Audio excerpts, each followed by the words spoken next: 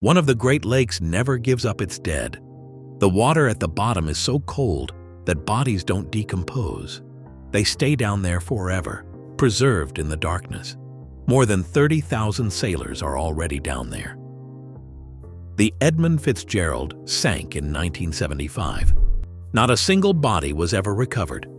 That's the Great Lakes nobody talks about.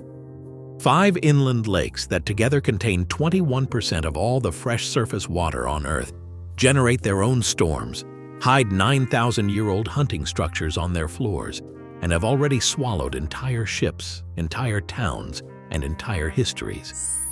These are 22 facts about the Great Lakes that will change how you look at them forever. Subscribe to Wild States Facts before we start. Fact 1. Lake Superior alone contains nearly 10% of all the fresh surface water on Earth, approximately 3 quadrillion gallons. If you spread that water across both North and South America, every highway, mountain, forest, and city on both continents would sit under roughly a foot of water.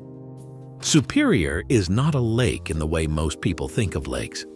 It is a freshwater ocean sitting at the top of the United States, and it behaves like one. Fact 2.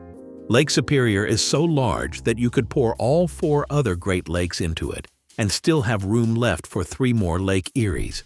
Its deepest point drops 1,330 feet into freezing black water.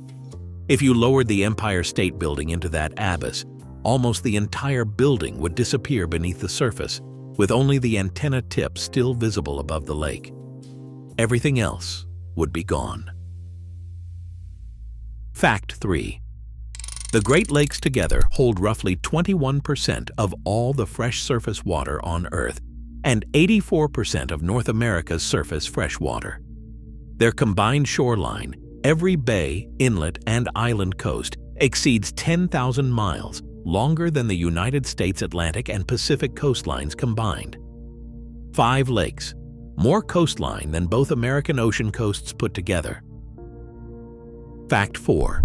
Somewhere between 6,000 and 10,000 shipwrecks are scattered across the lake beds. Roughly 30,000 sailors lost their lives navigating these waters. Because the water is so cold and fresh, many wrecks are preserved in extraordinary condition. Wooden schooners sitting upright, steel freighters with railings and wheelhouses still intact, cabins recognizable more than a century after the ship went down. Divers describe entering them as stepping into a world frozen in time. Fact 5. Lake Superior never gives up her dead. Deep beneath the surface, the water stays just above freezing year-round. In normal lakes or oceans, drowned bodies eventually rise as bacteria produce gases during decomposition. In Superior's icy depths, that process stops. Bodies stay down there, preserved in darkness, permanently. The SS Edmund Fitzgerald sank in November 1975 during a violent storm. All 29 crew members went down with it. Not one body was ever recovered. The wreck sits more than 500 feet below the surface. The men are still there. Fact 6. The tallest wave ever officially recorded on the Great Lakes reached nearly 29 feet on Lake Superior. A wall of water the height of a 3-story building rising in the middle of a freshwater lake. Great Lakes waves are steeper and tighter than ocean waves, hitting ships faster and giving them less time to recover between impacts. In extreme storms, the lakes have generated enough force to split large freighters in half. Several ships have disappeared without explanation during autumn storms when Arctic air collides with warmer lake water. Fact 7. Deep within Lake Michigan, ships, planes, and people have been disappearing under strange circumstances for over a century in an area some call the Lake Michigan Triangle. In 1953, an Air Force fighter jet was scrambled after reports of an unidentified object. The pilot radioed that he had it in sight. Moments later, the aircraft vanished from radar. No wreckage was ever found. No explanation was ever confirmed. The lake kept whatever happened out there. Fact 8. Far below the surface of Grand Traverse Bay in Lake Michigan, a strange arrangement of granite stones sits on the lake floor. The stones are estimated to be around 9,000 years old, thousands of years older than Stonehenge. One boulder appears to contain a carving resembling a mastodon, an animal that went extinct thousands of years ago. The site was dry land at the end of the last ice age, when water levels were dramatically lower. Whatever was built there was eventually swallowed by the rising lake and has been sitting in darkness ever since. Fact 9. Hidden beneath Lake Huron, 40 feet below the surface, is a 9,000-year-old stone hunting structure. Carefully arranged walls forming narrow corridors designed to funnel migrating caribou toward waiting hunters. It is one of the most sophisticated prehistoric hunting systems ever discovered in North America. When it was built, this was dry land at the edge of a retreating glacier. As the ice melted and water levels rose over thousands of years, the entire structure was slowly swallowed by the expanding lake and sealed away untouched for nearly 90 centuries. Fact 10. Also beneath Lake Huron, near Lexington, an underwater forest sits 40 feet below the surface. Ancient trees, mostly white spruce and tamarack, are still standing upright on the lake floor, rooted in sediment exactly where they grew 7,000 years ago. Divers describe it as drifting through the ruins of a forgotten wilderness. The forest was swallowed as the lake expanded after the last ice age. The cold, oxygen-poor water has preserved it almost perfectly. The trees are still there. The lake just closed over them. Fact 11. Lake Michigan and Lake Huron are actually a single body of water. They share the same water level, are connected by the Straits of Mackinac with no true elevation difference between them, and are classified by hydrologists as one lake, Michigan-Huron. When combined, Michigan-Huron is larger by surface area than Lake Superior. That means Superior, despite its legendary status, is technically second by surface area. Most maps and most people have been counting this wrong for centuries. Fact 12. Along the shore of Lake Michigan sit the largest freshwater sand dunes on Earth. The tallest at Sleeping Bear Dunes climbs 450 feet above the lake surface, the height of a 40-story building made entirely of shifting sand, built grain by grain over thousands of years by wind and waves. From the summit, Lake Michigan stretches to the horizon looking exactly like an ocean. It is one of the only places on Earth where fresh water, wind, and time have combined to create something that looks and feels like a coastal desert on the edge of an inland sea. Fact 13. Lake Erie is so shallow, averaging just 62 feet deep, that powerful storms can cause the entire lake to slosh from one side to the other in a phenomenon called a seiche. Water levels can drop 16 feet on one shore while rising the same amount on the opposite side, all within hours. Beaches near Cleveland go underwater. Docks in Buffalo get overwhelmed. The entire lake shifts as one connected mass of water responding to wind and pressure. A lake behaving like a living, moving force of nature. Fact 14. Lake Michigan produces ice volcanoes in winter. When temperatures drop far enough, the shoreline freezes into a solid shelf. Strong waves continue crashing beneath the ice, forcing water upward through cracks and openings, building cone-shaped towers of ice that can grow more than 20 feet tall. In the right conditions, they erupt, blasting sprays of water and slushy ice into the freezing air as waves push from below. Standing on a frozen Great Lakes shoreline watching ice cones pulse and vent looks like standing on another planet. Fact 15. In winter, Lake Michigan also produces perfectly spherical ice boulders that wash up on beaches, some as large as beach balls. They begin as microscopic ice crystals called phrazal ice, form in wind-churned water, and are gradually rolled and compressed by waves until they become smooth, dense spheres. By the time they reach shore, they look deliberately sculpted.